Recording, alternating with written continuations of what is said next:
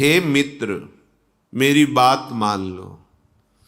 अब लोगों के रिझाने में अपना समय बर्बाद मत करो। यदि हम भजन करेंगे तो लोग क्या कहेंगे, तो हमें लोगों के अनुसार चलना है।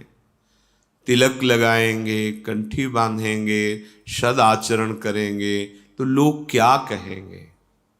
ये जो बहुत ही हानिकारक वृत्ति उपासक के हृदय में रहती है, इसका त्याग कर देना चाहिए। ये बहुत हानिकारक वृत्ति है। सतमार्ग के भागवतिक चिन्हों को धारण करना और भगवत भजन में रुचि प्रकट करना, साधु संग करना, सतशास्त्रों का स्वाध्याय करना और उनके अनुसार अपनी दिनचर्या करना, ये तो बहुत वंदनीय, प्रशंसनीय, वांछनीय बात है। इसके लिए हमें लज्जा थोड़ी करनी है। ये बहुत बड़ी हानि की वृत्ति है कि लोग हमें क्या कहेंगे, ये छोड़ देना चाहिए। हे मित्र, कितनी करुणा करके बात कर रहे हैं। कितनी ऊंचाई पर विराजमान महापुरुष जो ज्ञान की चरम सीमा और प्रेम की चरम सीमा को प्राप्त हैं, वो कह रहे हे मित्र। कितनी करुणा करके बोल रहे हैं। सखे न जन रंजनम कुरु, लोगों के रिझाने के लिए तुम कुछ मत करो। ये प्रसन्न हो जाए, ये प्रसन्न हो जाए, ऐसा नहीं। सतमार्ग का त्याग करके, यहां आंतरिक भाव ये है। आप बार बार वृंदावन जाएंगे, आप भजन करेंगे, आपके परिवार के जन विरोध करें। आप तिलक लगाए, कंठी बांधे, आपके परिवार के जन, लोक व्यवहार के जन आपका उपहास करें, आपको इस बात पर ध्यान नहीं देना चाहिए, क्योंकि ये असत क्रिया नहीं। देखो, संसार बड़ा माया के प्रवाह में बहता हुआ जा रहा है, इसलिए मंद बुद्धि होती जा रही। जो निंदनीय कार्य हैं उनकी तो कोई निंदा नहीं करता। मदिरा पीना, परस्त्री गमन करना, या द्यूत कीड़ा जुआ खेलना, या चोरी करना, हिंसा करना, छल कपट करना, ये निंदनीय बात है। पर कभी आप नहीं देखेंगे कि ऐसे कोई चार लोग उसको नीचा दिखा रहे हैं कि तुमने ऐसे नीच कर्म किए, नहीं करना चाहिए। पर जब आप कंठी तिलक धारण करके, हाथ में माला लेकर कुछ समय ठाकुर सेवा, पाठ, स्वाध्याय आदि, तो आपका विरोध होने लगेगा, फिर आपका उपहास करने लगे। इसका मतलब समझिए, आप सतमार्ग के पथिक हैं। आपके साथ ऐसा होने पर आपकी भक्ति की उन्नति होगी। और यदि आप विचलित हो गए तो फिर उपासक ही किस बात के, आपकी निष्ठा क्या रही। तो हे सखे न जनरंजनम कुरु, ये सब प्रसन्न हो जाए तो हम माला छोड़ दें, कंठी तिलक छोड़ दें। वो कह रहे हैं कि ये पियो तो हमारे मित्र, ये खाओ तो हमारे परिवार के, ऐसा चलो नहीं भाई। अपने जीवन का कर्म अपने आप को भोगना होता है। इसलिए आपकी रुचि, आप जैसा भगवान प्रेरित करें चलो, हमें जैसा भगवान संत जन गुरुजन शास्त्र प्रेरित करता है हम वैसे चलेंगे। किसी की निंदा नहीं करनी, पर कोई निंदा करे तो सहनी है, उसका विरोध नहीं करना है। हमें कोई भी ऐसे असत आचरण नहीं करने कि सामने वाला प्रसन्न हो जाए। असत आचरण। सखे न जन रंजनम कुरु। आगे कह रहे हैं कदिंद्रियाणाम सदा विदेहेयी। ये जो दुष्ट इंद्रियां हैं, इनका भी दुलार बंद करो। ये खवा दो, ये दिखा दो, ये सुंघा दो, ये भुगा दो, बार बार प्रेरित करती रहती हैं। अगर हम इनको नहीं देते तो हमें जलाती हैं। जैसे हम लोगों के अनुसार न चले तो निंदा करते हैं, तो ये कितना जलाएंगी। एक सीमा है, इतना व्यथित नहीं कर देंगी कि हमें मृत्यु प्रदान करें, और मृत्यु आनी ही है, फिर हमें क्या भय। इन इंद्रियों के दुलार में हम भगवत विरोधी आचरण करें, ये बिल्कुल ठीक नहीं है। इसलिए तुम सदैव ऐसा यत्न करो कि इंद्रियां जो असद आचरण में, गंदी बातों में लग रही हैं, उनको हटाओ। प्रयत्न करो, ये तुम्हारे अंदर सामर्थ्य है, प्रयास करो। तुम्हारी इंद्रियां शास्त्र विरुद्ध आचरण, गुरु आज्ञा संत आज्ञा के विरुद्ध आचरण ना करें। बहुगंजनम प्रणय भंजनम सर्वतः, ताड़ना दो इंद्रियों को। ये ऐसे नहीं मानती। देखना इंद्रियों के न घोड़े भगे, रात दिन इनमें संयम के कोड़े लगे। सबसे बड़ी मार है भजन। भजन से सब भी ठीक हो जाते हैं। इंद्रियां, मन, बुद्धि, चित्त, अहंकार, स्थूल देह, स्वभाव, कारण देह, सब पावन हो जाता है। जबरदस्ती नाम जप करो, पवित्र आहार, भगवत भक्तों का संग, किसी की मत सुनो। ये संसार है, सब अपनी अपनी मति के अनुसार बोलता रहता है। तस्मात् शास्त्रम प्रमाणम ते कार्याकार्यो व्यवस्थितो। आपको क्या करना चाहिए, क्या नहीं करना चाहिए, ये शास्त्र प्रमाणित है। संत जनों की वाणी, गुरुजनों की वाणी, ये शास्त्र प्रमाणित है, उसके अनुसार चलो। इनको दंड दो, इंद्रियों को, इनका यही दंड है। इनके विपरीत चलना। ये कहते हैं ये खवा दो, ऐसा चलाओ, ऐसा दिखाओ, ऐसा भोगाओ, चलो वहां घूम आते हैं, ऐसे वैसे। इनके विपरीत। अगर शास्त्र सम्मत है, भजन विरोधी नहीं, तो हम इनका आदर करके इनकी बात मान लेते हैं। यदि वो भजन विरोधी बात है, फिर हम इनकी एक बात नहीं मानेंगे। ऐसा आप में सामर्थ्य है। प्रभु ने आपको ऐसी सामर्थ्य दी है मनुष्य शरीर में। इसलिए ये इंद्रियां जो तुम्हें शक्तिहीन अनुभव करा रही हैं, इन इंद्रियों के प्रति ताड़ना का विधान करो, प्रीति का विधान नहीं। दुलार मत करो। प्रणय भंजनम सर्वता। इनको दुलार करने में जिसने अपना समय नष्ट किया, वो परमार्थ का पता ही नहीं पा सकता। सर्वात्मना न विसजेत बहिरिंद्रियाणि। ये इंद्रियों को बाहर एकदम छोड़ देना, ये उपासक समझ सकता है। विषयी पुरुष को तो पता भी नहीं कि क्या कह रहे हैं, क्या इंद्रियां हैं, क्या छोड़ देना है, क्या अंतर्मुक्ता है, क्या उनका दंड है, कैसे उनको शासित करना है, क्या विधि है, क्या निषेध है। वो तो बस जैसे पशुजन हैं, जैसा उनमें आया वैसा कर बैठे। ऐसे ही पशुवत आचरण वाले जन ये बात नहीं समझते। ये बात सत्संगी जन, उपासक जन, साधक जन जो सतमार्ग का आश्रय लिए हैं, वो समझ पाएंगे। ये शोभाहीन सुखों में विचरने वाली इंद्रियां हैं, अर्थात दुख योनयः, भगवान कह रहे हैं।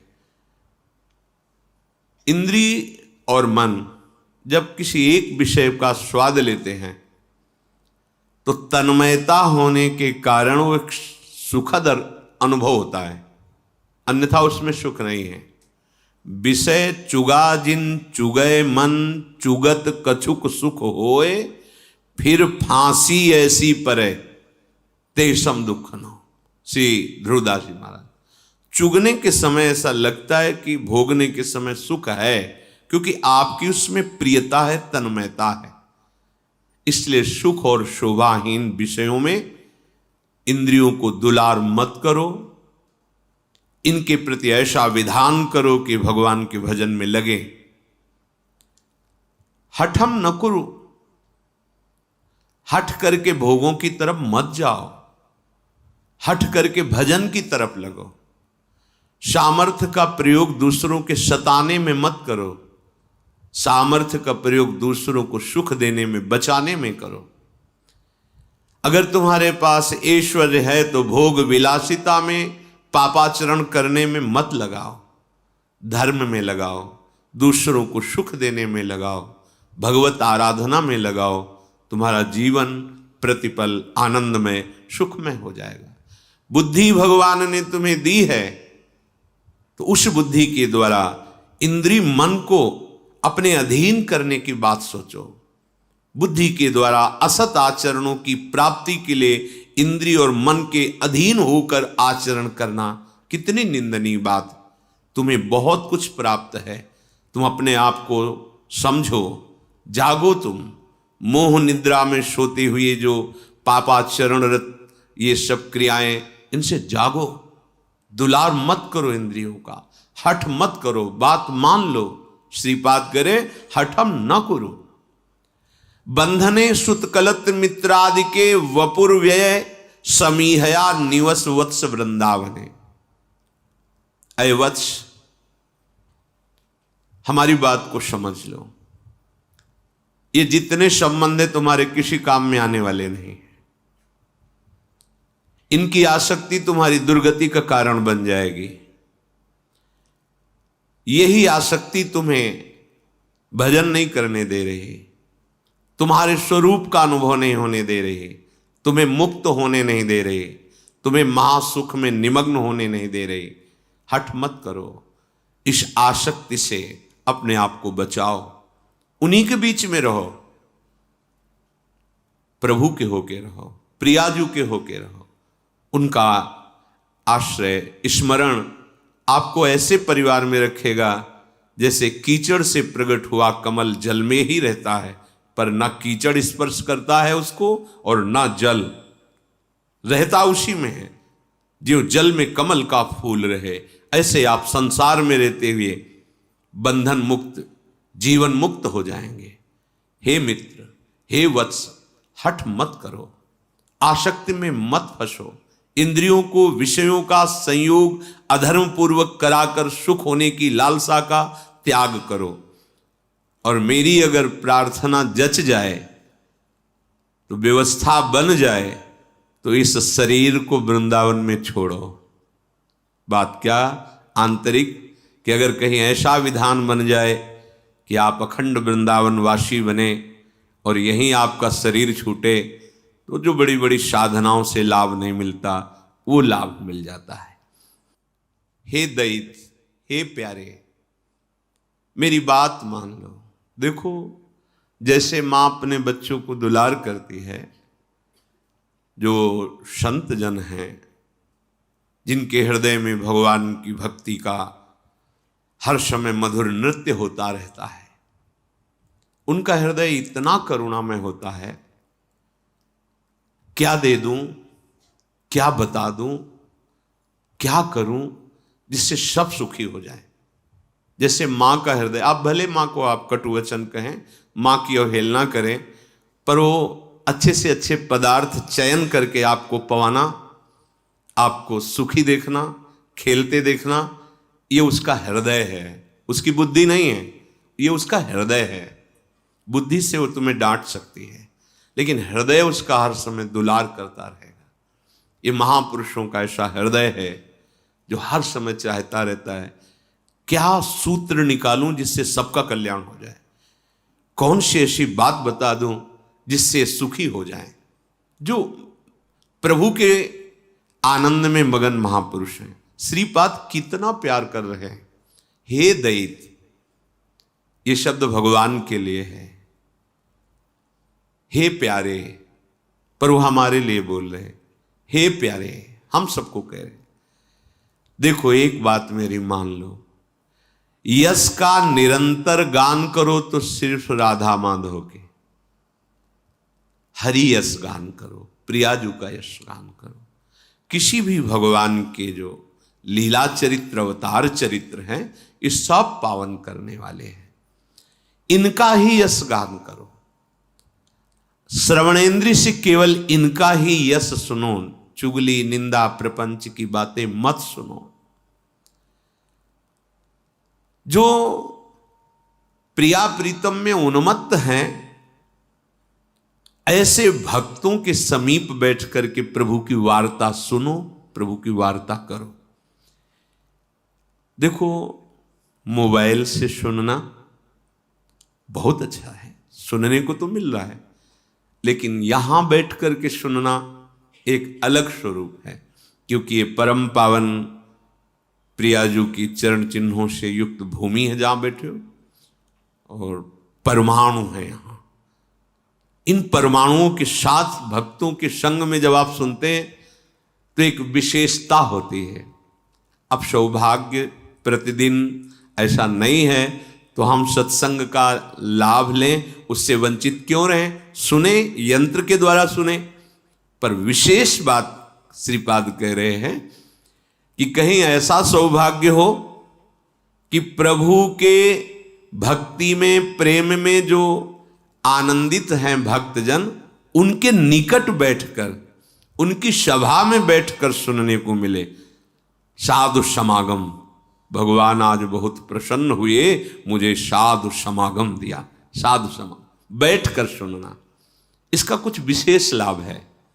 अगर ऐसा ना होता है तो कैलाशपति भगवान शंकर हंस रूप धारण करके काकभुसुंडी जी की सभा में क्यों बैठते हैं? शिव रूप में आते तो काकभुसुंडी जी साष्टांग प्रणाम करके ऊपर बैठालते। जगत गुरु महावैष्णवाचार्य भगवान शिव के आगे कौन बोल सकता है? लेकिन है कुछ स्वाद सुनने में, तो अपने को हंस रूप में आकर सभा के बीच में से बैठ जाते। परम ज्ञानी श्री हनुमान जी महाराज, जहां भगवान का चरित्र होता है, गुप्त रूप में कोई न कोई वेश रख कर आते सुनते। भगवत प्रेमी महात्मा सभा में, ये बहुत बड़े सौभाग्य का विषय है। जो प्रभु के आनंद में मगन रहते हैं, ऐसे भक्तों के निकट बैठ करके भगवत चर्चा करना और भगवत चर्चा सुनना, ऐ मेरे मित्र, समरस रसिकों का संग प्रेम प्रकट कर देता है। समरस इष्ट मिले और मन मिले, मिले भजन रस रीति। अब जो मन में आया सो बोल रहे हैं, जहां मन में आया, जहां की बात जैसे वैसे। इष्ट मिले, मन मिले, मिले भजन रस रीति, तहां निसंक होए मिलिए, तासों कीजे प्रीति।